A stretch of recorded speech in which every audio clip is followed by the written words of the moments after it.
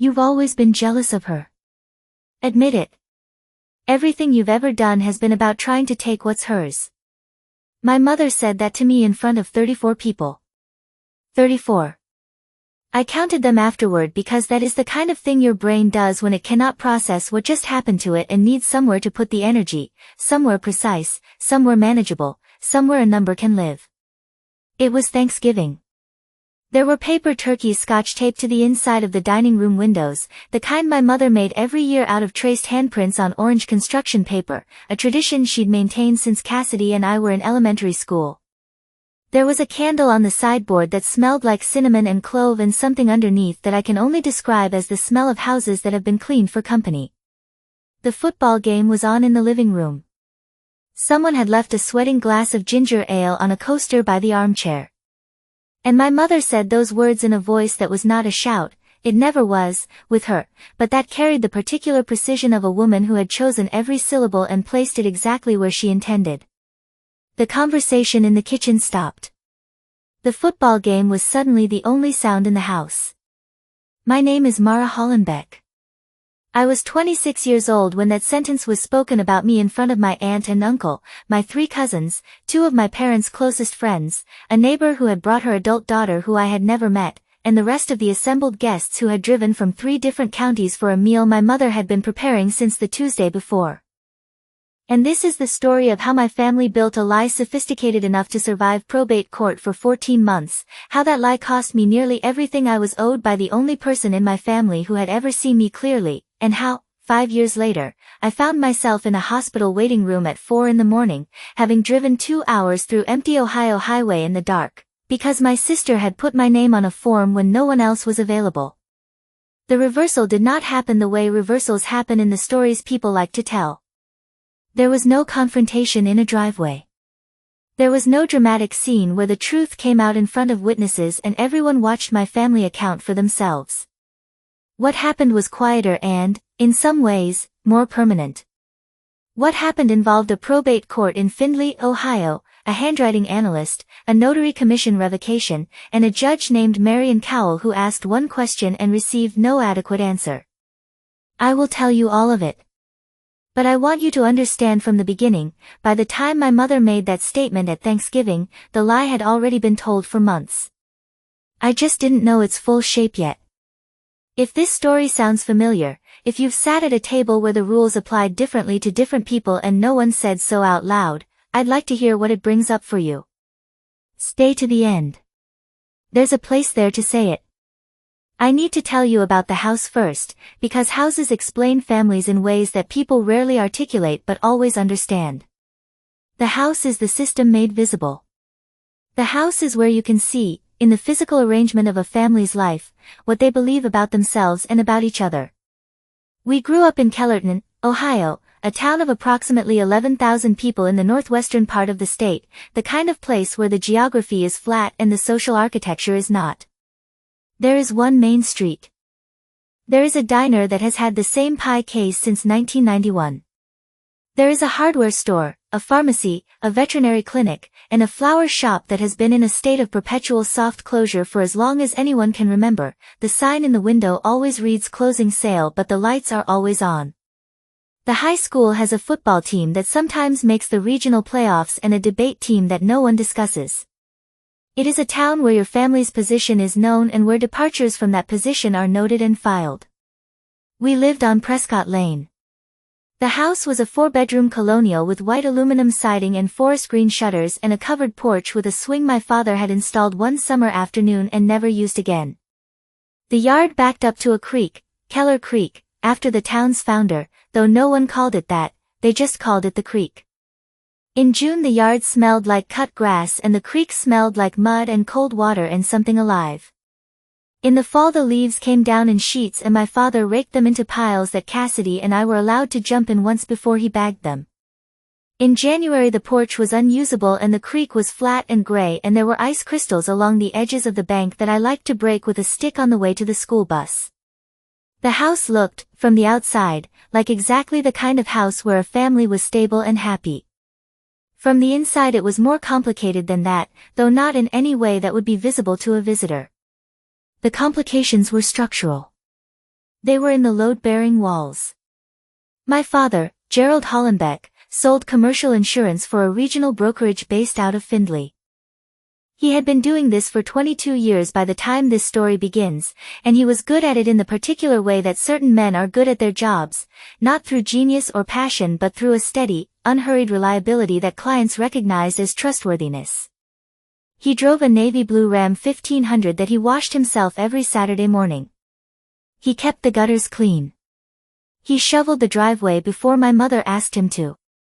He coached Cassidy's softball team from the time she was 8 until she was 12, and he went to every game with a folding chair and a thermos of coffee, and he called out encouragement in a voice that the other parents admired. He wore the same brand of cologne every day of his life, Polo, the green bottle, and the smell of it is one of those olfactory codes that gets written into your nervous system before you have language for it.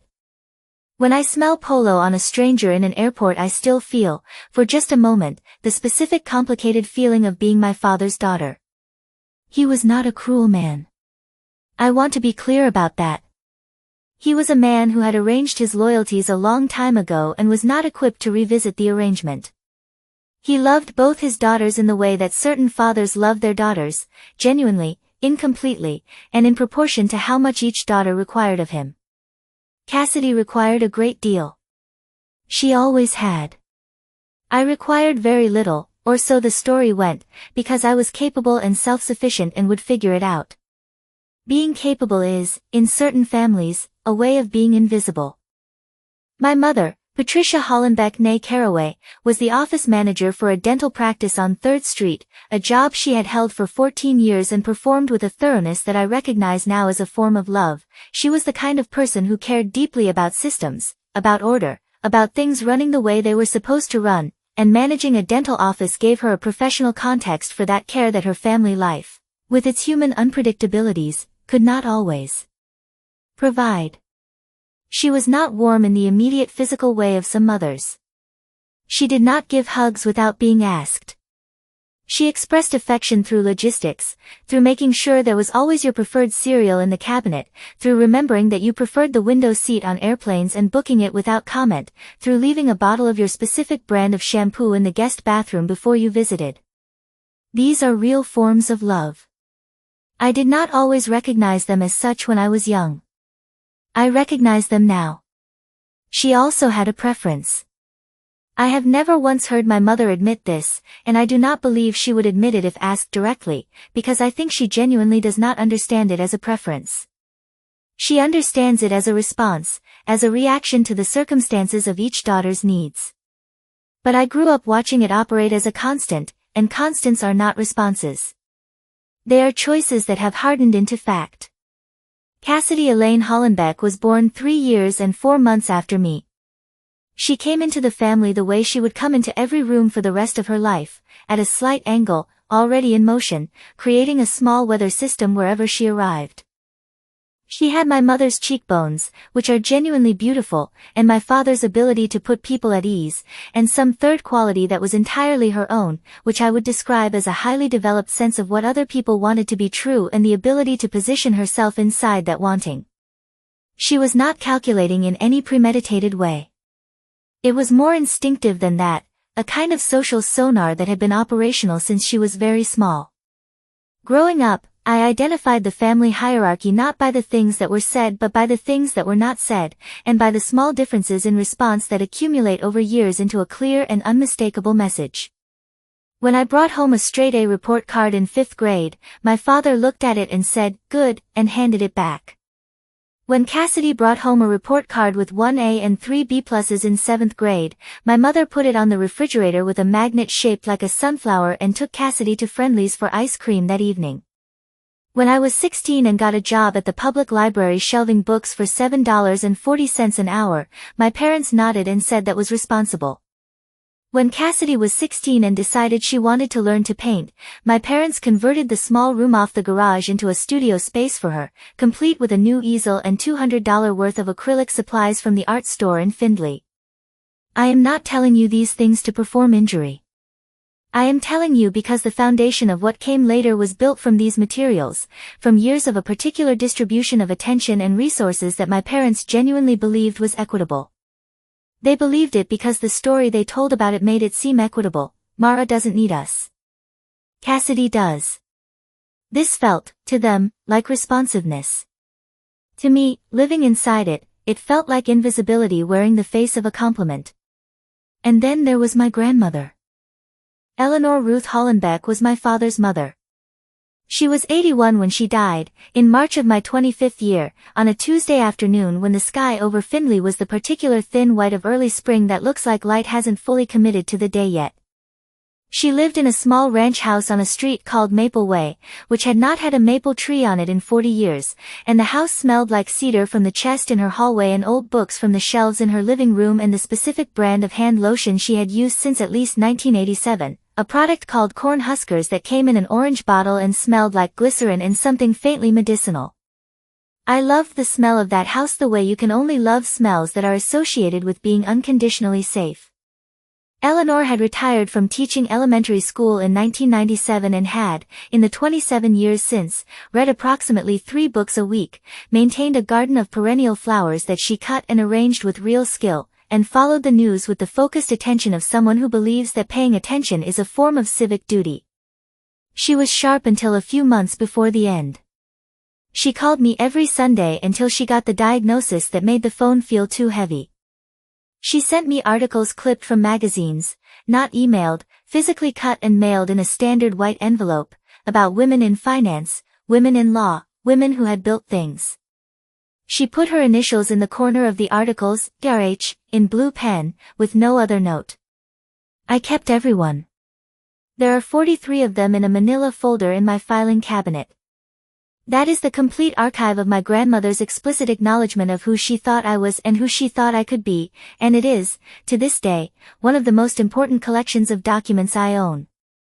Eleanor was not warm with everyone. She was precise. She was clear-eyed about people in a way that some found cold and I found completely comfortable, because she applied that clarity to herself as readily as she applied it to others. She knew what Cassidy was. She never said so explicitly, she was a woman who did not say unkind things without cause, but the 43 articles in the manila folder are, in their own way, a statement. She knew which granddaughter needed to be seen. She knew which one was already being looked at enough. Her estate, assessed after her death, was valued at approximately $340,000.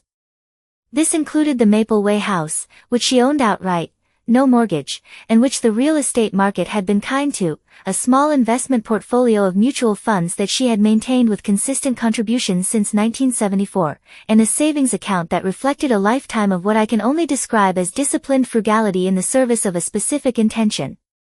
Eleanor had not accumulated this money by accident. She had accumulated it deliberately, over decades, with a purpose.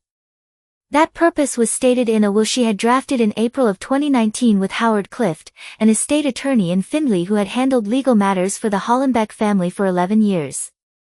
The will was signed in his office, in the presence of 2 witnesses, both of whose names and signatures appear in the document. The distribution was as follows: 40% to my father, Gerald Hollenbeck, 30% to me, Mara Hollenbeck, 30% to Cassidy Hollenbeck. In dollar terms, at the valuation that existed at the time of drafting, my share and Cassidy's share were each approximately $102,000. I did not know about this will while Eleanor was alive. She did not discuss it with me. I found out about it the way I found out about most important things in my family, not through a direct conversation, not through a phone call or a letter, but sideways, accidentally, from a document left in a visible place in a house where I was a guest and not quite expected to be paying close attention. I was visiting my parents in April, a month after Eleanor's funeral, helping to sort through some items that had been brought from the Maple Way house. I was in my father's home office looking for a box of photos that my mother had said were on the shelf, and on the desk, half under a manila envelope, was a printed copy of something that had Howard Clift's letterhead at the top. I read the first paragraph. Then I stepped back and did not touch it and walked out of the room and went back to sorting the photos. I had seen enough to know my name was in the document. I had seen enough to know I was included. I had not seen enough to know what would happen next. What happened next is what this story is really about. Let me tell you about the accumulation. This is the part of the story that people sometimes want to skip over in order to get to the resolution, because accumulations are uncomfortable to sit with, they feel slow, they feel repetitive, they feel like the kind of patience no one wants to perform. But accumulations are where the truth lives. You cannot understand what broke without understanding what was building.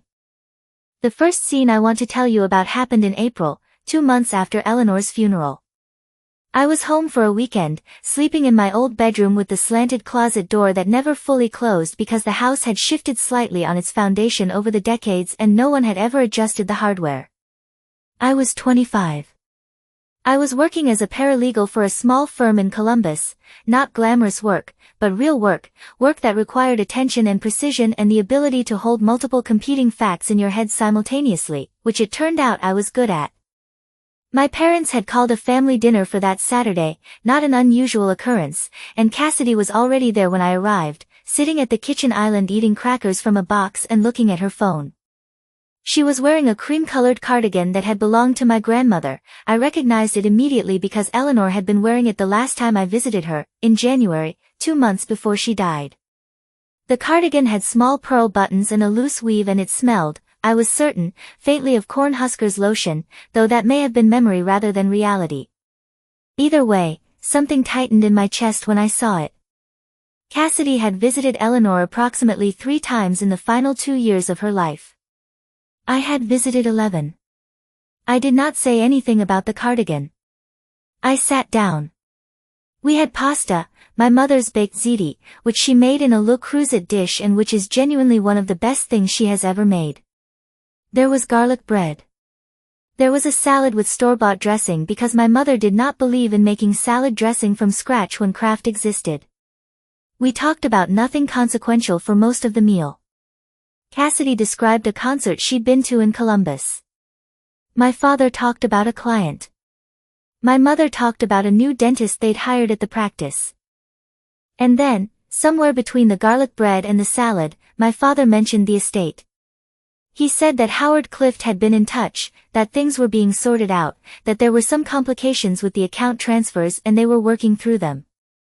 He said this the way he said most things, facing his plate rather than the room, in a tone that implied the information was being shared as a formality rather than as an invitation to respond. I said, "What kind of complications?" My mother set down her fork. The sound it made on the ceramic dish was precise and small. She said, "Gerald." That was all. Just his name, but shaped in a specific way, a verbal period, a signal to stop. My father looked at his plate. He said, "We'll talk about it more when things are finalized, Mara." I said, "I'd rather have some idea of the timeline now." And then Cassidy, who had been looking at her phone for the last 30 seconds, put the phone face down on the table and looked at the window above the sink that faced the backyard and the creek, and she said, in a tone that was almost casual, the kind of casual that requires more effort than it appears to, "Mom. I told you she'd make it complicated." She said it in the third person. I was 4 feet away from her. She looked at the window and spoke about me as though I were a weather system that had been predicted and had now arrived. And my parents, my father picked up his fork, my mother picked up her fork, and the conversation moved elsewhere, and no one said a single word to acknowledge that what Cassidy had said was not a neutral observation but a positioning of me, in front of everyone at that table, as a problem to be managed rather than a person to be spoken to. I filed it. I did not react visibly. I had been not reacting visibly for a long time, and I was good at it in the way you become good at things you practice without choosing to. But I want you to understand what I heard in that sentence. I heard that the family had already had a conversation about me that I was not part of. I heard that Cassidy's role in that conversation was to predict my response. I heard that my asking about my grandmother's estate, my legal share of my grandmother's estate, had already been characterized as a complication before I had asked a single formal question about it. That was the first time I realized something wasn't right. Not the kind of not right that is the normal texture of family difficulty. The other kind. The second scene happened in June, at my cousin Brent's graduation party at the Hollenbeck family lake house on Miller Lake, about 20 minutes outside of Kellerton. There were approximately 45 people there, spread across the back deck, the dock, and the lawn that ran down to the water. Someone had strung Edison lights between the deck posts and the birch trees at the edge of the property. There was a cooler of beer near the boathouse and a folding table with my Aunt Shirley's potato salad, made with Dijon and fresh dill and a quantity of celery that she believed was balanced and the rest of the family found excessive but would never say so, and the smell of the lake in June, that particular combination of algae and warm water and cut grass from the lawn they'd mowed the day before. I had driven 2 hours to be there. I had brought Bren a card with $100 in it, which was more than I could comfortably afford on a paralegal's salary but felt like the right amount given the occasion and the family's general calibration of what attention cost. I was standing near the dock talking to my cousin Renee. Renee is Brent's older sister, my closest family ally, the one person in the extended Hollenbeck family who has always spoken to me as though I am exactly who I am and not who the family's narrative requires me to be, when my mother appeared at my elbow with Deborah Marsh. Deborah Marsh had been my parents' family friend since before Cassidy and I were born. She had known us as children, attended our graduations, appeared at our kitchen table on holidays, and operated, in the family ecosystem, as a kind of amplifier. The things you said in front of Deborah were things you knew would eventually circulate. My mother knew this as well as anyone.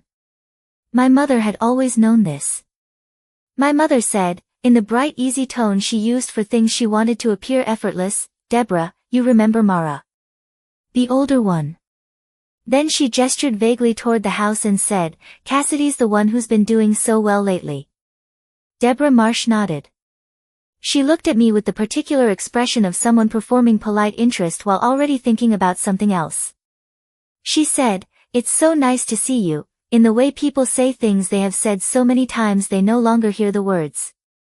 I smiled. I said, "Likewise." I excused myself. I walked down to the dock and stood at the far end of it, where the water was deep enough to be dark. The boards were warm from the sun. I could hear the party behind me, music from a Bluetooth speaker, someone laughing loudly, the particular elevated pitch of 45 people all talking at once. I stood there for about 4 minutes. There was a great blue heron standing absolutely still at the edge of the water 30 yards away, at the place where the reeds began. It was so still it could have been a photograph of itself. I watched it for a while.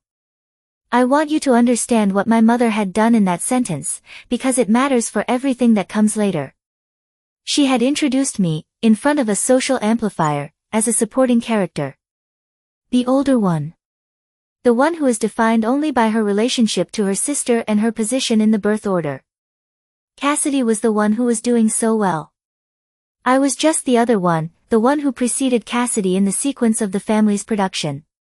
This was not an accident. My mother had never once been accidentally unkind. Everything she said was chosen. I let it go. I went back to the party. I talked to Renee for an hour. I ate the potato salad and said it was wonderful and Aunt Shirley beamed. I drove home. But I thought about it on the drive. I thought about what the sentence meant in the context of the estate, in the context of April's dinner, in the context of my father's 4-beat pause every time I asked about the distribution. I thought about how a family decides what to do about an inconvenient member, and how the first step is always to establish the narrative about her. You don't take something from someone without first telling a story about why they don't really deserve it. I didn't fully understand it then. I was still operating on the assumption that there was a version of this that made sense, that could be explained, that would resolve itself into something I'd be able to live with. I had not yet accepted what the 4-beat pause and the third-person comment at the dinner table and the introduction at the lake party were building toward. I was still waiting for the version where my family proved me wrong. That was my mistake. And it was one I would not make again. The third scene is the one that doesn't look like a scene. It does not have a setting you would photograph. It is a Tuesday evening phone call, August, 9 months after Eleanor's funeral. I was in my kitchen in Columbus. I was eating dinner standing up over the sink, something I did often in those years because my apartment was small and the table was covered in case files. The light through the window was the low gold of early evening. I had a bowl of soup. I called my father. I said, very directly, because I had spent 3 months not being direct and getting nowhere. Dad, I haven't heard anything from Howard Cliff's office. I haven't received any documentation. I need to know where things stand with Eleanor's estate. There was a pause. It was 4 seconds. I know because I was looking at the clock above my stove, a small round clock with white numbers that my mother had given me when I moved out, the kind of practical gift she gave instead of sentimental ones, and I watched the second hand complete just over 4 beats of its cycle. 4 seconds of my father's silence on the other end of the phone. Then he said, "Mara, your grandmother made some changes before she passed." I set my spoon down. Very carefully. On the counter, not in the bowl. I said, "What kind of changes?" He said, "I think it would be better if your mother explained it." I said, "Then I'll call her now."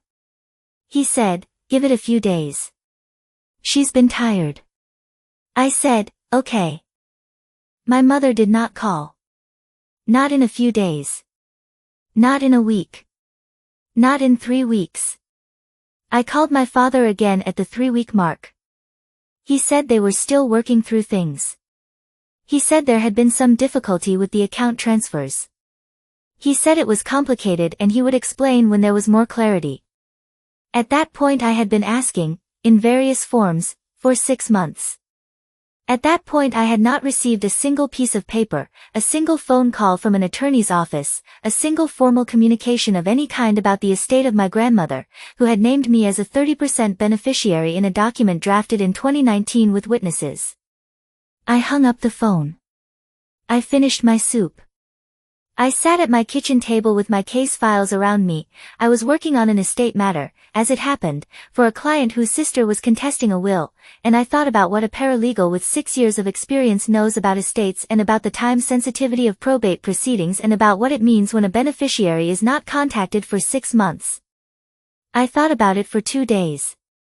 Then I called a friend who had an attorney recommendation. Her name was Diane Pettit. She had 17 years in estate litigation. Her office was on High Street in Columbus. Her hourly rate was $340. I'm going to tell you about a 4th scene before I get to Thanksgiving, because Thanksgiving makes more sense if you understand the thing that happened in October. I had been communicating with Diane Pettit for 3 weeks at that point. I had given her everything I knew. She had filed a public records request with the Hancock County Probate Court. We were waiting for the results. In October, I went home for my father's birthday. My parents had a small dinner, 8 people, immediate family plus 2 couples they were close to. I went because I thought going was still the right thing to do. I thought, at that point, that showing up was a form of hope. I wore a green dress my grandmother had once said she liked on me. I brought a bottle of wine. During dinner, the topic of the house on Maple Way came up. My father mentioned that the sale had closed. He mentioned the sale price, he said it directly, without looking at me, while reaching for the bread basket, $178,000. He said it the way you say a fact about the weather. He did not say, "Mara, your 30% of this has been set aside." He did not say, "We'll be distributing your portion in the coming weeks." He said $178,000 the way you say a number when you're not thinking about who is sitting across the table from you with a legal right to nearly $60,000 of it. I looked at my father. He was buttering his bread. I looked at my mother. She was asking one of the guests about their recent trip to Hilton Head. I looked at Cassidy, who was looking at the tablecloth, and whose expression was the expression of a person who is working very hard to appear to be thinking about something else. I ate my dinner. I said happy birthday to my father. I drove home. 2 days later, Diane Pettit called me. She said, "Mara, I have the probate records. Can you come in this week?" I went in on Thursday. I sat across from Diane's desk. She put a document on the desk and she slid it toward me. She said, "This is the will that was filed with Hancock County Probate." It was not Howard Cliff's will. I read it slowly. My name was not in it. My father received 50%. Cassidy received 50%. The document was dated January 2021, 14 months after the original will. The attorney of record was someone named Roy Pastor, with an office address in Toledo. I read it twice. Then I set it on the desk. I said, "This isn't right." Diane said, "No." I said, "Eleanor was recovering from a fall in January 2021. She was advised not to drive." Diane said, "We need to verify that." I said, "She had macular degeneration in her left eye by that point. She hadn't been driving to Toledo under any circumstances." Diane said, "We're going to need her medical records, her neighbor's account, and a handwriting analysis." I said, "How much?" She told me. I said, "Start." That was October 14th, Thanksgiving was 6 weeks later. By the time I drove to my parents' house on Thanksgiving, I knew what had been done. I did not yet know the full mechanism of it, the specific connection between the notary and Cassidy, the exact pathway by which a will had been drafted in a Toledo office for a woman who was housebound 60 miles away, but I knew that a document had been filed with a probate court that bore my grandmother's signature and should not have. I knew my name had been removed. I knew my family had received the money and had spent the better part of a year deflecting my questions with gentle, persistent dishonesty. I went to Thanksgiving because I was not ready to stop going. Because there is a part of you, even when you know what you know, that holds out for the version where you're wrong. I went because my grandmother would have wanted me to keep showing up, right up until the moment when showing up became complicity. And I had not yet crossed that line. I brought an apple pie from the bakery on 5th Street. It cost $22. It was a good pie, lattice crust, tart apples, the kind of pie that someone genuinely put time into. I carried it up the porch steps and knocked, even though I had a key, because something about the way things felt that fall made me want the formality of knocking. 34 people. The cinnamon clove candle on the sideboard. Paper turkey handprints on the windows. My cousin Brent in the living room watching football that no one was actually watching. Deborah Marsh in the corner of the dining room holding a glass of white wine, talking to my Aunt Shirley.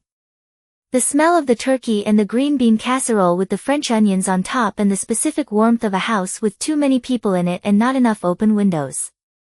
I sat down. I passed the rolls. I asked Brent about his new job. I complimented Aunt Shirley's green bean casserole, which I had always found unremarkable but understood to be a ritual of the table. I ate the meal. I was present and I was composed and I said nothing about anything that mattered, because that was still, at that point, the mode I was operating in. I was a woman who had evidence accumulating in a manila folder in Columbus and who was sitting at a table with people who did not know that and eating a Thanksgiving meal and waiting. Somewhere between the main course and the pie, the conversation turned to real estate, which led to the lake house, which led to the Maple Way house, which led to my father mentioning, for the second time, the sale of Eleanor's house. He mentioned the $178,000 again. He said something about how the investment account had been liquid quickly and things had resolved smoothly, which was a word, smoothly, that I held in my mouth like a stone. I said, quietly, I haven't received any documentation about the estate distribution. I'd like to know when that's coming. The room changed. I felt it before anyone moved. The specific atmospheric shift of a group of people who have just registered that something is about to happen. My mother set down her coffee cup. The small click of ceramic on wood was the only sound for a moment. She looked at me. She looked at me in the way that mothers look at daughters when they have decided something is the daughter's fault. She said, "You've always been jealous of her. Admit it. Everything you've ever done has been about trying to take what's hers." 34 people. The football game. The cinnamon clove smell. Deborah Marsh holding her wine glass. I looked at my mother. I looked at my father. I looked at Cassidy, who was looking at the table in front of her, at the specific grain of the wood, and whose expression was the expression of a person waiting for something to land who knows it has now landed. I did not say, "That is a lie." I did not say, "I have a probate attorney and she has your estate documents and we are going to court." I did not say any of the things I had rehearsed in my head on the drive and then decided not to say. I said one word. I said, okay. I picked up my plate. I carried it to the kitchen. I set it in the sink carefully, the way I set my spoon on the counter in August, precisely, deliberately, without noise. I got my coat from the hook by the door. I took my keys. I went out to my car and I sat in it for a moment in the cold November dark, and then I drove home. 2 hours. No music. The highway was quiet and the sky was the dense dark of a cloudy Midwestern November, and there was nothing to look at but the road and the white lines and the incremental forward movement of a woman who had just made a decision. I was done waiting. The decision was not dramatic. It was quiet, like all the decisions that actually matter. I did not cry on the drive. I did not make phone calls. I did not compose an angry text that I then chose not to send. I drove. I arrived at my apartment building. I sat in the parking lot for 11 minutes. I had counted 11 minutes by the time I picked up my bag and went inside. In my apartment I made tea, chamomile, which I do not particularly like but which is the thing I make when I need something warm and uncomplicated. I sat at my kitchen table. I opened the legal pad I kept in the drawer below the silverware and I wrote down everything that had happened at Thanksgiving. Every direct quote I could reconstruct. Every person who had been present. The time I had arrived and the time I had left. What I had said and what had been said to me. Then I flipped to a new page and I wrote at the top, what I know. I wrote it all down. The will from 2019. The probate record showing a second will from January 2021. Eleanor's medical records showing she was housebound in January 2021. The Maple Way house sale price. The dates of every conversation I had attempted. The 4-second pause. Every non-answer. The words smoothly. I looked at the list for a long time. Then I wrote at the bottom, what I need. And I built the strategy from there. I called Diane Pettit in the morning. I told her I was ready to move forward on all fronts and that I wanted the handwriting analysis commissioned immediately. She said she was already in contact with an analyst, a woman named Patricia Vance who had provided expert witness testimony in 42 Ohio court cases, and that she could have the engagement formalized by end of week. I said, do it. I called my cousin Renee. Not to strategize, Renee was not part of the legal process, and I was careful about what I shared and with whom, but because Renee had asked me, twice in the preceding months, if I was okay, and the answer had always been yes and had never been complete, and I was ready to tell her something closer to the truth. I said, I'm dealing with something about Eleanor's estate and I can't talk about all of it right now, but I need you to know I'm handling it. Renee said, okay. Tell me what you can when you can. I'm here. That was all she said, and it was everything I needed. I cleared the top of my kitchen table. I put the case files I was working on for my job in the spare bedroom. I set up the table as a workspace for the one project that now had my full attention, the documentation of what had been done to me and the construction of the argument that would undo it. What Diane and I were building, over the 6 months between Thanksgiving and April, was this, a formal petition to the Hancock County Probate Court to contest the second will on the grounds of fraud and lack of testamentary capacity. We were arguing, in legal terms, that the document filed in January 2021 bearing Eleanor Hollenbeck's name either was not executed by her or was executed under conditions that made it legally void, specifically, that Eleanor was incapacitated by injury and visual impairment in January 2021, had no documented means of traveling to Toledo, and that the notary who certified her signature had a demonstrable connection to one of the sole beneficiaries of that will. Let me walk you through what we found, because the details matter. Eleanor's primary care physician, Dr. Nancy Feld, had seen Eleanor in December 2020 following a fall in her kitchen that resulted in 2 bruised ribs and a sprained left wrist. Dr. Feld's notes from the December appointment, which we obtained through a formal records request after I was established as a party to the estate dispute, indicated that Eleanor had been advised to limit mobility for 4 to 6 weeks and to avoid driving until cleared.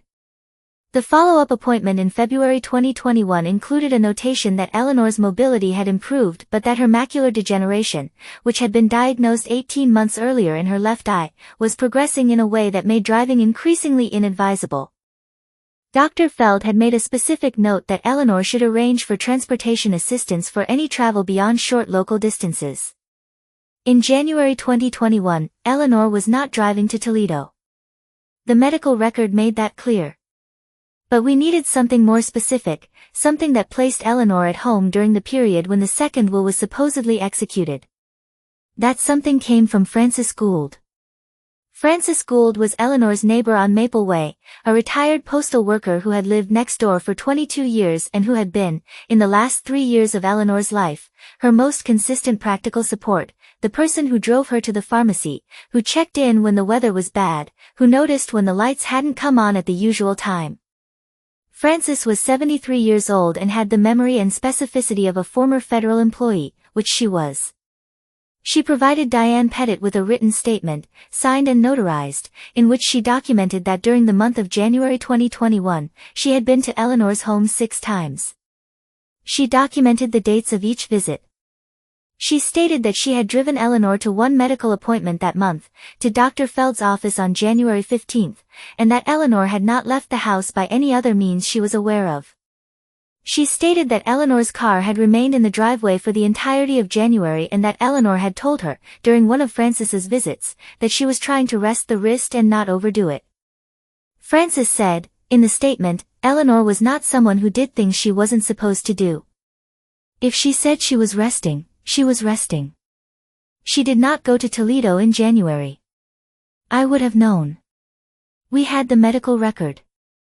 We had Frances Gould's statement. And then we had the handwriting analysis. Patricia Vance examined 4 samples of Eleanor Hollenbeck's authenticated signature, 2 from documents signed in Howard Cliff's office in 2019, 1 from a document signed in 2018 in connection with a property tax appeal, and 1 from a notarized letter signed in 2020. She examined these against the signature on the second will. Her analysis identified 3 specific points of inconsistency: the angle of the initial capital E, the connection between the letters L and E in Eleanor, and the pressure pattern of the signature overall, which she described as atypically uniform for a person who had a documented history of varying grip due to left-hand preference and a wrist injury. Patricia Vance had provided testimony in 42 Ohio court cases. She was prepared to testify in person. Then there was Darla Spence. Darla Spence was the notary who had certified Eleanor's signature on the second will. Her business address was in Toledo. Her notary registration, a public document, listed a professional reference. This is standard procedure on notary registrations in Ohio, and that reference was a woman named Tamara Yount. Tamara Yount was Cassidy's college roommate at Columbus State. They had lived together for 2 years. Their names appeared together in a 2017 yearbook photograph, a 2018 social media post about a birthday party, and a mutual connection on a professional networking site. Let me be clear about what this meant. The woman who notarized my grandmother's signature on a will that removed me from the estate had a documented personal connection to my sister.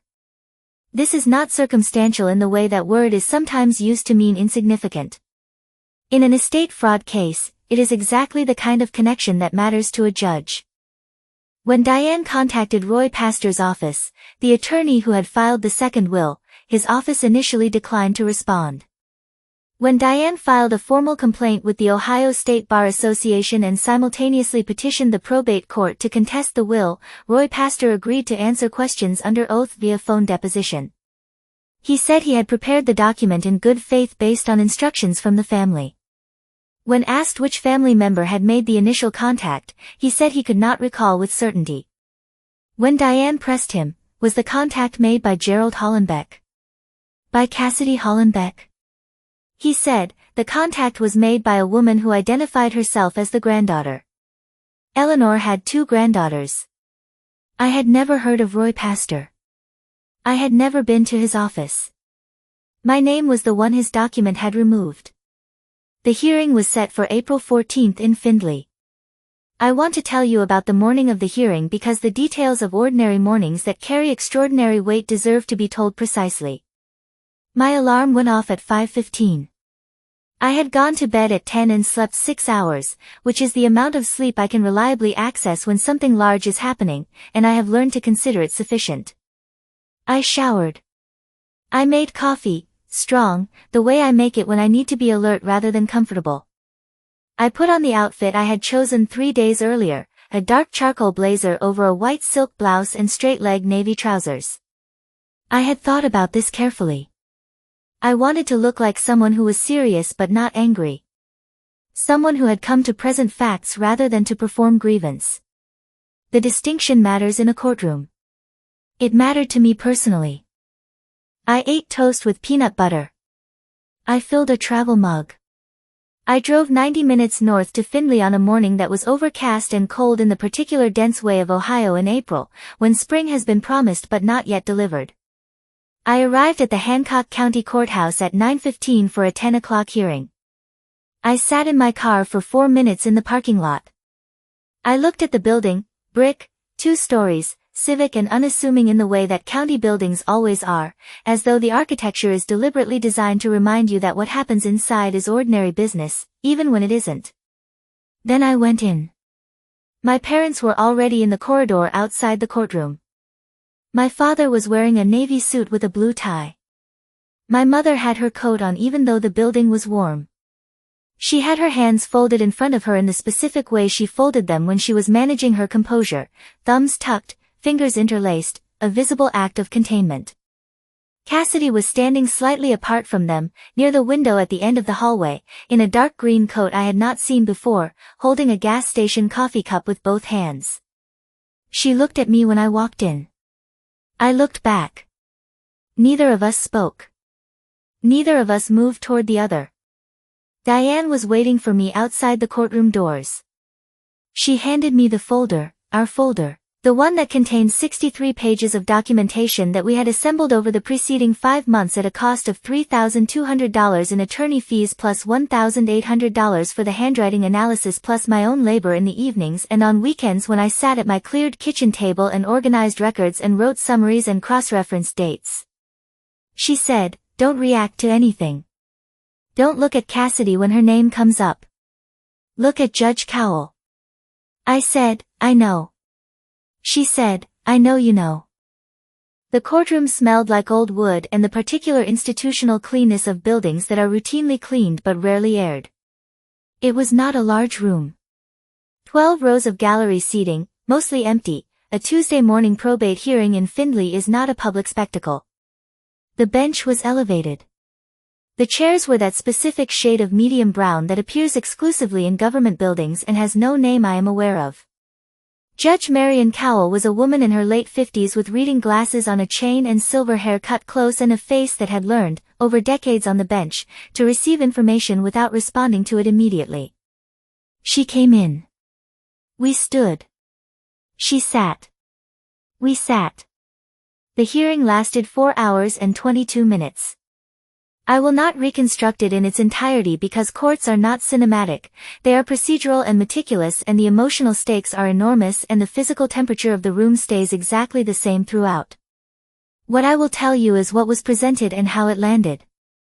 Diane presented the 2019 will, authenticated. She presented the probate record showing the second will filed in January 2021. She presented Dr. Feld's medical notes. She presented Francis Gould's notarized statement. She presented Patricia Vance's handwriting analysis and her credentials, 42 cases, expert witness status, written report 29 pages. She presented the documentation of the connection between Darla Spence and Tamara Yount. She presented Roy Pastor's deposition transcript, including his statement that the contact about the will had been made by a woman who identified herself as the granddaughter. She presented it all in order, piece by piece, in the even unhurried tone of someone who does not need to be dramatic because the facts are sufficient. The attorney representing my father and Cassidy, a man named Keith Blum, a Columbus attorney whose primary practice was business litigation and who seemed to find the specific texture of estate fraud allegations slightly uncomfortable, presented the family's position. He argued that Eleanor had expressed a wish to update her will to several family members in the months preceding January 2021. He did not produce a witness to this claim. He did not produce notes, texts, emails, or any documentation of such a conversation. He produced a letter, 1 page, unsigned, that he said reflected Eleanor's sentiments, in which the writer expressed that she wanted the family to be taken care of in the right way. The letter contained no names. It contained no dollar amounts. It contained no reference to the 2019 will or to any desire to change it. It was typed and it was unattributed, and Diane objected to its admission as hearsay, and Judge Cowell sustained the objection. Judge Cowell asked Keith Blum one question during his presentation. She took off her reading glasses and looked at him directly. She said, "Counselor, can you provide any documentation that Eleanor Hollenbeck was present at Roy Pastor's office in Toledo on or around the date this will was allegedly executed?" Keith Blum said, "Your Honor, we are working to obtain those records." Judge Cowell said, "You've had 14 months. She put her glasses back on. Diane's closing was 8 minutes long. "I know because I watched the clock." She said, "The original will from 2019 names Mara Hollenbeck as a 30% beneficiary. It was executed in compliance with Ohio law, by a licensed estate attorney, with 2 witnesses, and it has never been revoked by any document that is authentic and legally valid."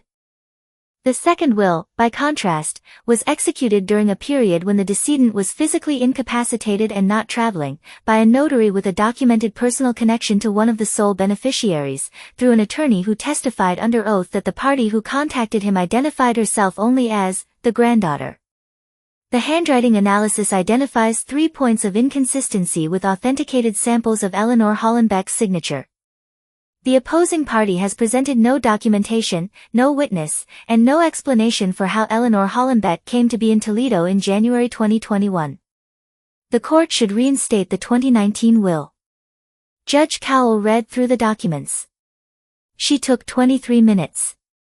The room was quiet.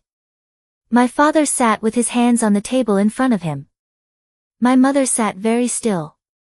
Cassidy sat with her eyes forward, looking at a point on the wall slightly above the bench. Then Judge Cowell said, "The court finds the second will of January 2021 invalid on the grounds of insufficient evidence of proper execution and credible evidence of potential fraud. The original will of April 2019 is reinstated as the valid expression of Eleanor Ruth Hollenbeck's testamentary wishes."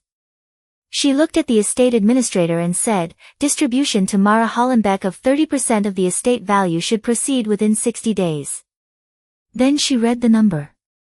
She said it simply, the way judges say numbers, as information rather than emphasis. She said, $98,400. My father's face did not change. He looked at the table.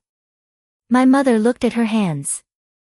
Cassidy looked at the window. There was a window on the east wall, and she looked at it the way she had looked at my parents' kitchen window when she said I would make things complicated, and at the lake house window when Deborah Marsh was there, and at the hospital room window much later, and I recognized it as her specific form of departure, leave the room internally while remaining in it physically. I looked at Judge Cowell. I said, "Thank you, Your Honor." She nodded. She gathered her papers. Diane and I walked out into April's sunlight that had finally appeared while we were inside, the clouds having moved east and the light coming through at the low angle of a midday in early spring that makes ordinary surfaces look like they're lit from within. Diane shook my hand. She said, "You did the work." I said, "We did." We stood on those worn courthouse steps for a moment and neither of us felt the need to say anything else. Behind us, the door opened. I did not turn around. Let me tell you what happened afterward, because the aftermath of justice is rarely what people imagine it to be.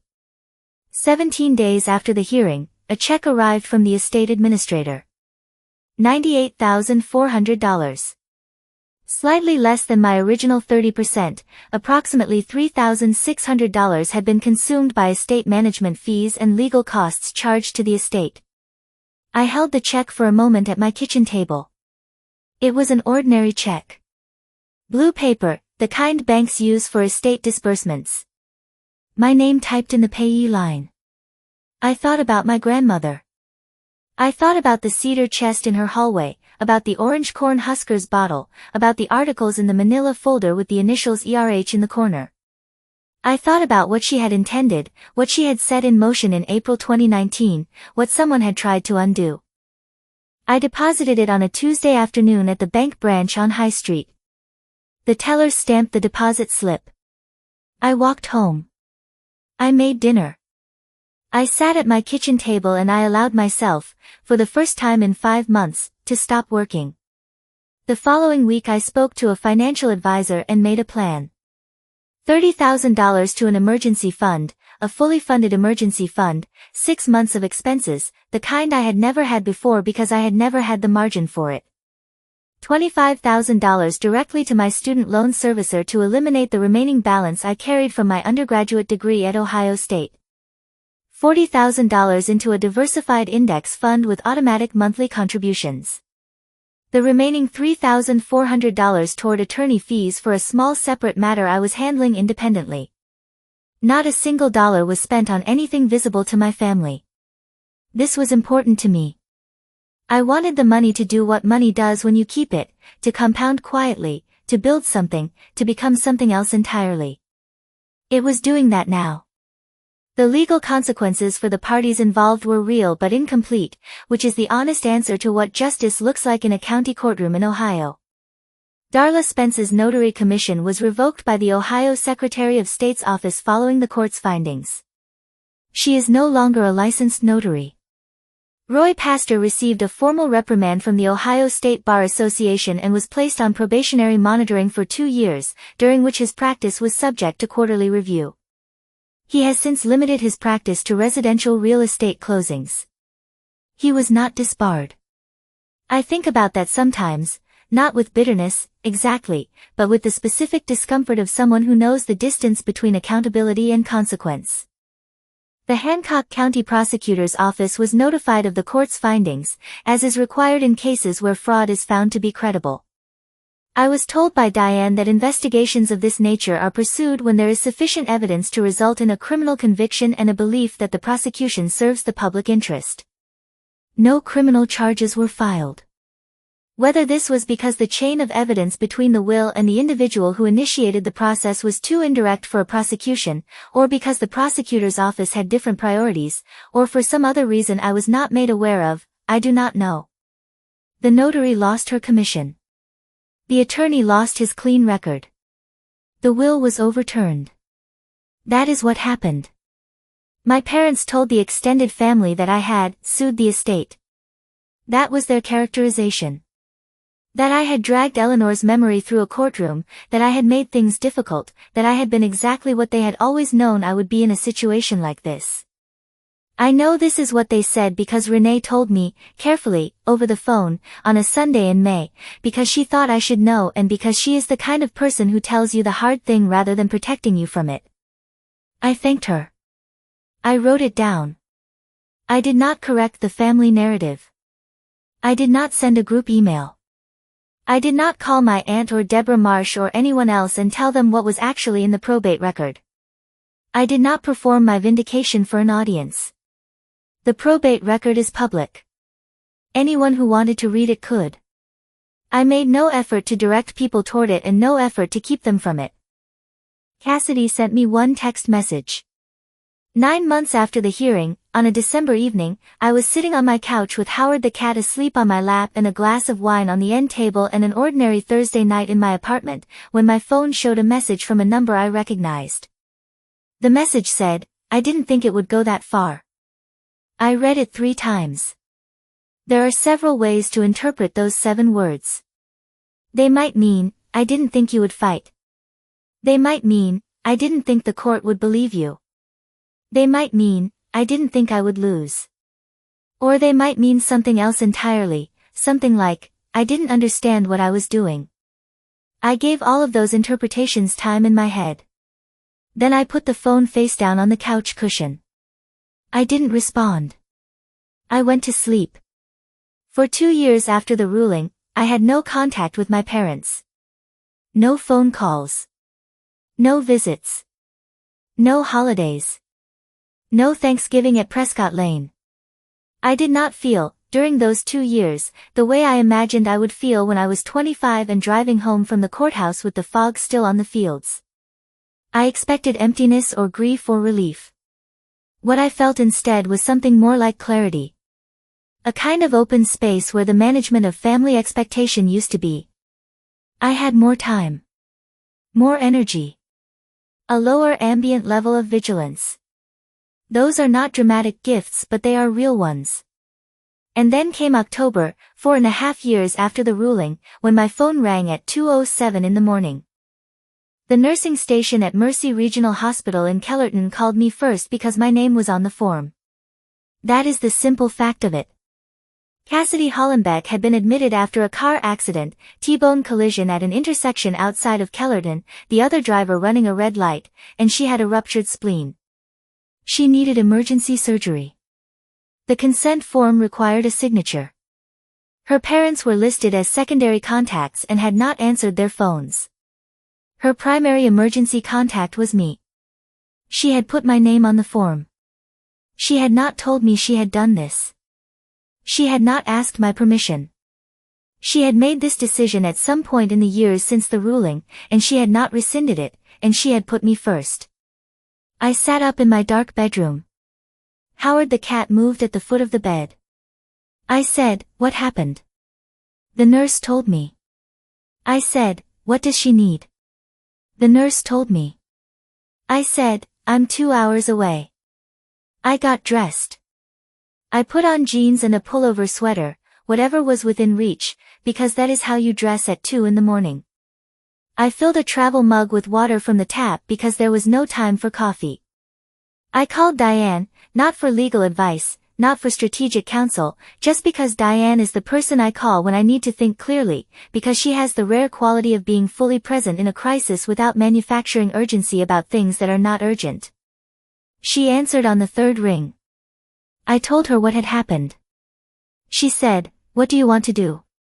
I said, "I want to go." She said, "Then go." That was the conversation. I drove south on 75 and then east on 30 and then north through the county roads that got smaller and darker as I got closer to Kellerton. The highway at 2 and 3 in the morning in Ohio in October has a specific quality, the flat dark fields on both sides, the grain elevators visible occasionally against the slightly lighter darkness of the sky, the green exit signs appearing and receding, the very occasional semi going the other direction with its high beams and its particular low rumble that you feel slightly before you hear. I was the only car on some stretches for several miles at a time. I thought on that drive in the way you think when there's nothing to do but think. I thought about my mother's voice at the Thanksgiving table. I thought about the 4-second pause in August. I thought about the January 2021 Will and Roy pastor's name and Darla Spence's commission and the 3 points of inconsistency in the handwriting. I thought about Cassidy's face at the probate hearing, looking at the wall above the judge's bench. I thought about the text message, I didn't think it would go that far. And then I stopped thinking about all of that, because none of it was what mattered in that car at 3 in the morning on the county road outside Kellerton. What mattered was that my sister was in surgery. What mattered was that she had written my name on a form. I understood that as a statement. Maybe an apology. Maybe a recognition. Maybe just the practical decision of a person who, when it came down to it, knew who would come. I arrived at Mercy Regional at 4:22. The hospital parking lot was quiet and very bright in the way hospital parking lots always are, as though the building cannot tolerate the dark that surrounds it. I went through the emergency entrance. I found the nursing station. I was taken to a small consultation room where Dr. Alyssa Hartman, a soft-spoken woman in her early 40s with a surgical cap still half pushed up on her head, explained the procedure. She explained what had happened to Cassidy's spleen and what needed to happen in the next few hours and what the risks were and what the expected recovery looked like. She said, "We need consent to proceed." I signed the form. Dr. Hartman said, "Thank you." She left. I went to the waiting room. The waiting room at Mercy Regional smelled like floor wax and the faint burned coffee smell of an industrial coffee maker that runs all night for a rotating population of people who need it. There was a television mounted high on the wall, muted, showing the local news on a loop, weather, traffic, a story about a school board meeting, weather again. There were orange plastic chairs bolted to the floor in rows. There was a vending machine in the corner that hummed at a frequency slightly too low to name but present enough to feel. I sat down. I got water from the vending machine. I sat back down. The surgery took 2.5 hours. Cassidy was moved to recovery at 7. My parents came through the door at 7:45. My mother first. She stopped when she saw me, stopped completely, mid-step, and it took her a moment to recalibrate. My father was behind her. He stopped too. I looked at them for a moment. Then I said, "She's out of surgery. She's in recovery. The surgeon said she's going to be okay. Room 412 when they let you in." My father nodded. My mother pressed her lips together in the way she pressed them when she was managing a response that required more management than she currently had available. I sat back down. My father went to get coffee. My mother came and sat 2 seats away from me. Not next to me, 2 seats away, which in a bolted row waiting room means there is one empty orange plastic chair between you and the other person, which is both a distance and a proximity. We sat there for a while without speaking. The television showed the weather map, Ohio, green and yellow, meaning rain later in the day. The vending machine hummed. Somewhere beyond the waiting room doors, the hospital went about its early morning business. Then my mother said, "Mara." I said, "You don't have to." She said, "I need to." I waited. She said, "We didn't handle it right." "Any of it?" "Your grandmother's estate." "Thanksgiving." "All of it." "We didn't handle it right." I looked at the weather map. I thought about what I wanted to say, which was many things, and what was true, which was also many things, and whether those sets overlapped enough to produce a sentence that was both honest and useful. Then I said, "No. You didn't." She said, "I'm sorry for what I said at Thanksgiving." I said, "I know. I didn't say I forgive you. I didn't say it's okay." Those phrases were not available to me and I was not going to manufacture them. What I said was "I know," and what I meant by it was, "I know you mean it. I know you're saying it now. I know that this moment is real." Whether it is sufficient, and what it changes, and what comes after it, those are questions I am not in a position to answer in a hospital waiting room at 7:48 on a Thursday morning. My father never said anything. He came back with 2 coffees and handed one to my mother and sat across the room and read a magazine. He was there. He was present. He did not speak. For my father, I believe this was the most he was capable of, and I found that I was not resentful of it in the way I might have expected. He had come. He had gone to get coffee.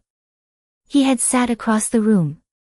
He was in the same waiting room as me without requiring me to perform anything, and for a man who had spent 5 years reinforcing a narrative that had cost me a great deal, this was the limit of his accountability, and I decided, in that waiting room, to take it as what it was. Cassidy was in the hospital for 6 days. I visited twice. The first time she was on heavy pain medication and barely able to sustain consciousness for more than a few minutes. She turned her head toward me when I came in. She held my hand for a moment, not tightly, just a contact, fingers to fingers, and said something I couldn't quite make out. I sat with her for 20 minutes and then left when the nurse said she needed to sleep. The second visit was on day 4. She was sitting up. She had color back. There was a fruit cup on her tray and a get well card from someone on the windowsill and the particular restless alertness of someone who is not accustomed to being horizontal and is beginning to chafe against it. She looked at me when I came in, and she said, "You came." I said, "You put me on the form." She looked at the window.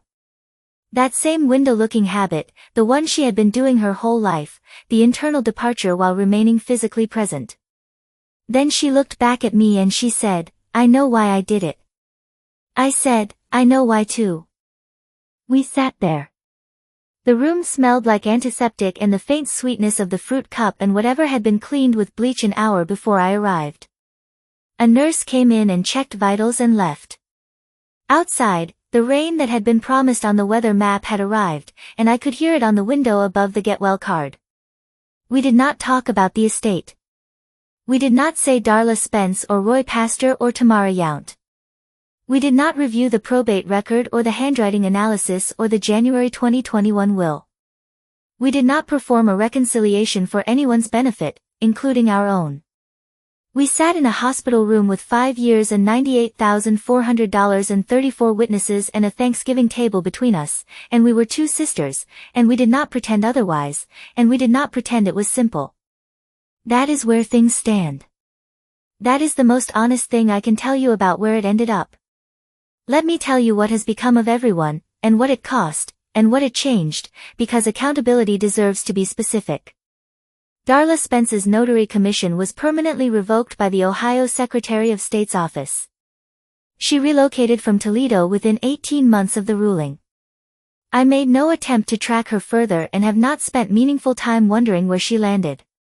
She made a professional choice, or someone persuaded her to make it, and that choice has a permanent public record attached to her name. That is sufficient. Roy Pastor completed his 2-year probationary period under Bar Association monitoring. He now practices exclusively in residential real estate closings, title reviews, and deed transfers. His estate practice is gone. He was not disbarred.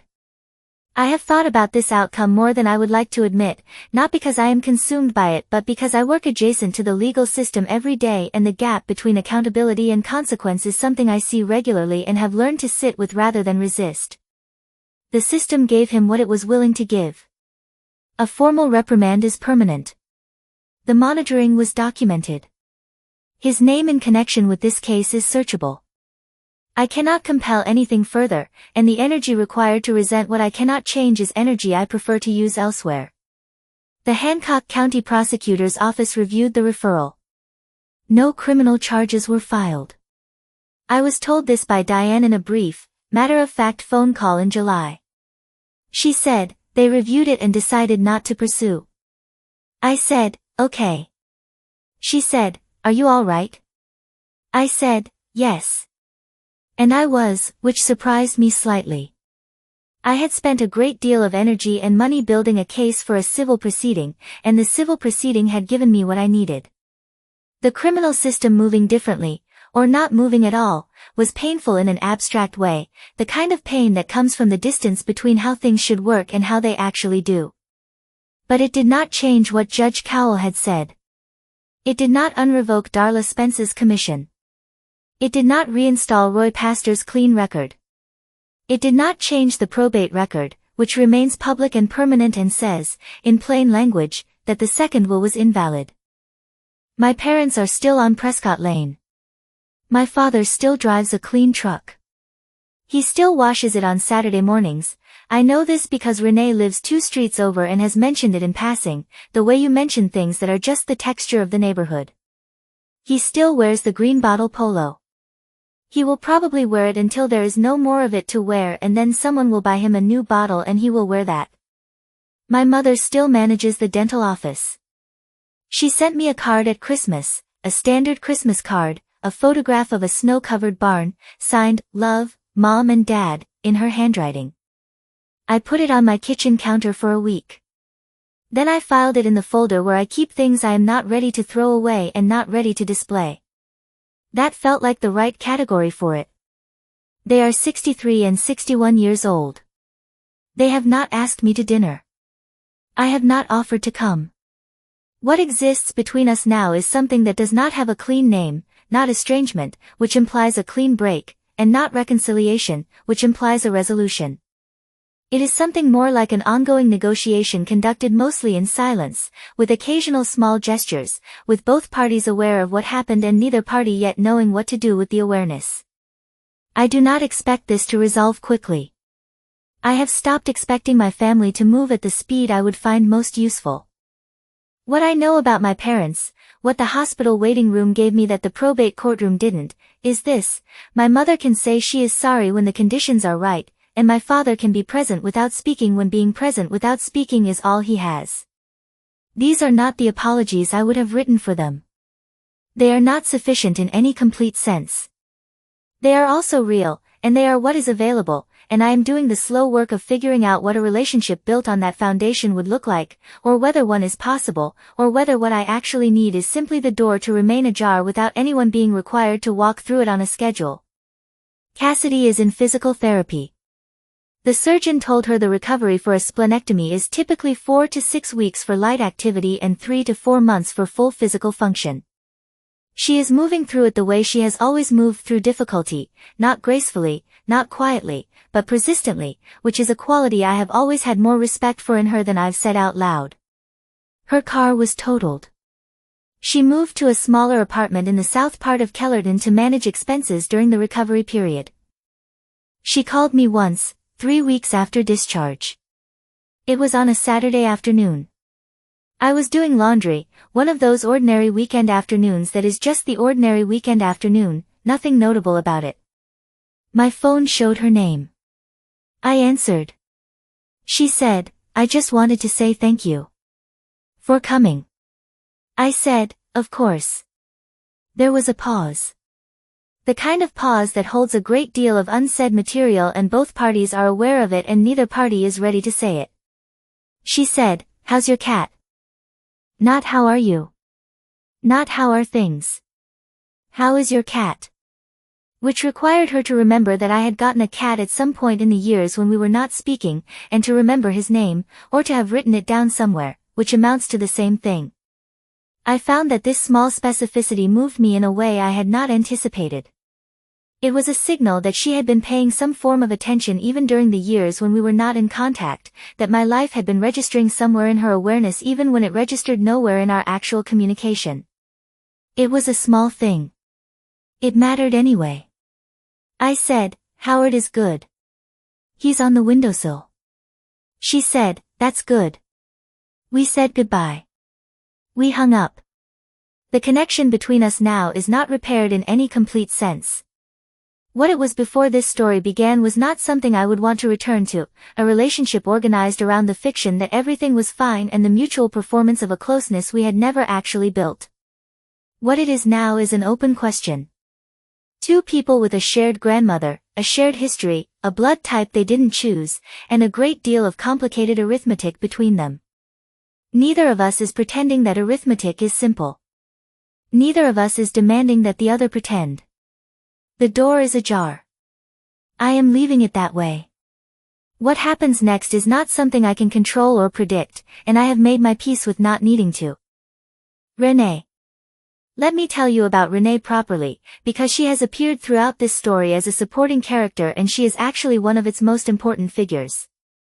Renee Hollenbeck Marsh, she took her husband's last name 3 years ago, is 34 years old, a high school biology teacher in Kellerton, a woman who was born into the same family hierarchy that I was and found herself on the other side of it from me and chose, at every inflection point, to act as though that hierarchy did not determine what she owed the people she loved. She was my sounding board during the accumulation years. She was the one who told me what my parents were saying to the family, not to wound me but because she believed I had a right to know. She drove to Columbus the week after the hearing to take me to dinner, and we sat at a table by the window and she ordered the most expensive thing on the menu because she said we were celebrating and I deserved a celebration even if no one else was organizing one. She is a person of enormous value. She knows I think so. I have told her directly, in clear sentences, which is not the Hollenbeck family's native communication style and which is why it was necessary to say it explicitly.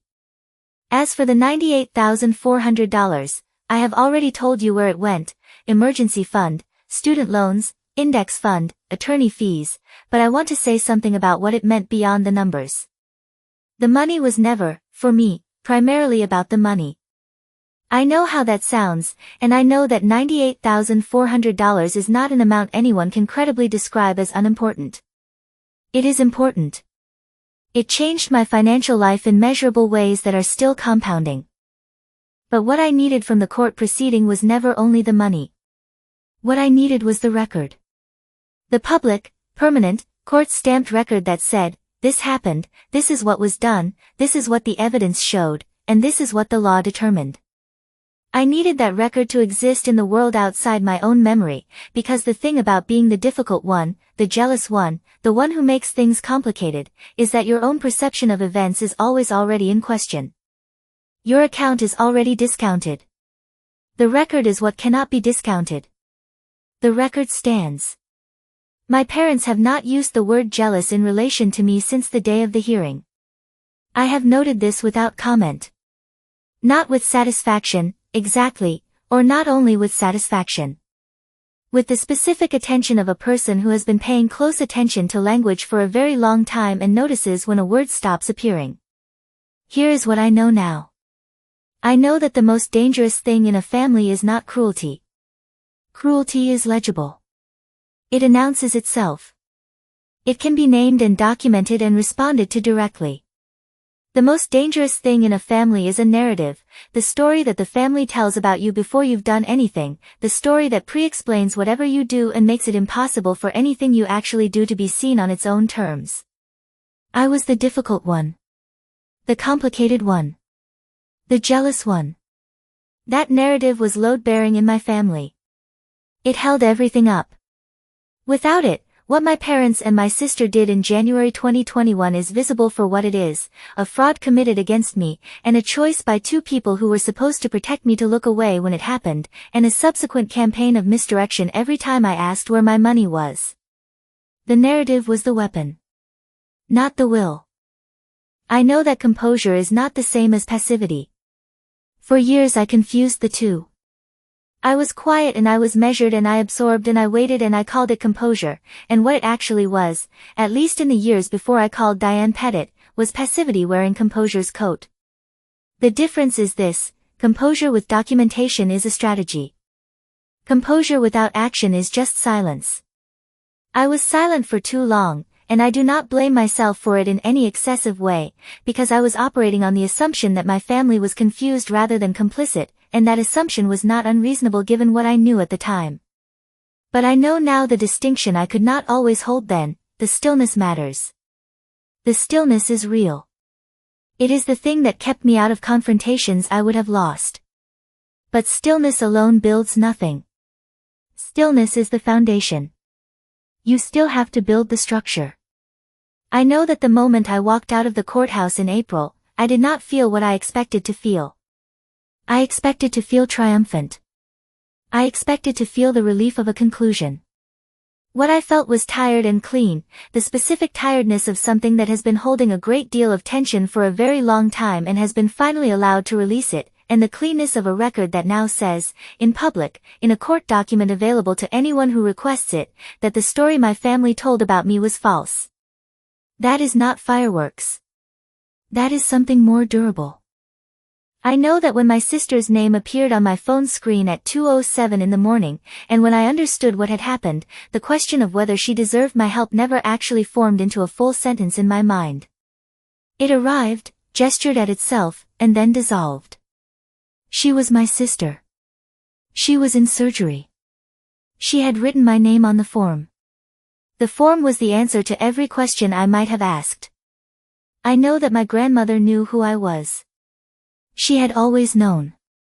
She put it in writing in 2019, on a Tuesday afternoon in Howard Cliff's office with 2 witnesses, and she put it in 43 magazine envelopes with her initials in the corner over the years before that. When someone tried to erase what she had written in the will, I went to Findlay and I stood in front of a judge and I brought the documents and I got it back. That is what I was for. That is what she was building toward. The articles in the envelopes were practice. The will was the thing. I lost 5 years of easy family access. I lost holidays and Sunday dinners and the casual comfort of people nearby who share your history. I lost a version of my family that had never actually existed but that I had continued to hope for much longer than the evidence warranted. Those are real losses. I do not perform gratitude for them. What I gained is harder to quantify and therefore more resistant to being taken. I gained a practice of documentation that has made me a better paralegal and a sharper thinker. I gained a financial foundation that did not exist before. I gained the knowledge that I can identify a lie, assemble evidence against it, find the right professional, pay the cost, and wait, and that at the end of that process, a judge in a county courthouse will read a number out loud and the lie will be over. That is not a small thing to know about yourself. It is, in fact, the most important thing. I am 31 years old. I live in Columbus with a cat named Howard. I work in estate law. I have $98,400 plus 5 years of growth and compounding behind me in the form of an emergency fund, a paid-off student loan, and an index fund that I add to every month without thinking about it. I have a cousin named Renee who is the best person I am related to and who I tell this to regularly. I have a grandmother who is gone and who sent me 43 articles and put my name in a will, and both of those things are now documented and permanent. If you're listening to this at a moment when something you are owed is being withheld, or when the story about you is louder than the truth of you, or when the family's version of events requires your silence to survive, I want you to know that silence is a choice. Documentation is a choice. Finding the right professional and paying the cost is a choice. And waiting, with your composure intact and your records organized, is a form of power that does not announce itself until it needs to. If this story left something with you, an echo, a question, a thing it touched that you haven't said out loud, you can say it here. And if you want to keep listening, there is more. My grandmother put my name in a document. Someone tried to erase it. I went and got it back. That is who I am. That has always been who I was. Eleanor knew it before I did, and she wrote it down so that the world would have it in writing too, and that is the greatest gift she left me. Not the $98,400. The clarity about myself that came from fighting for it. That is the whole story.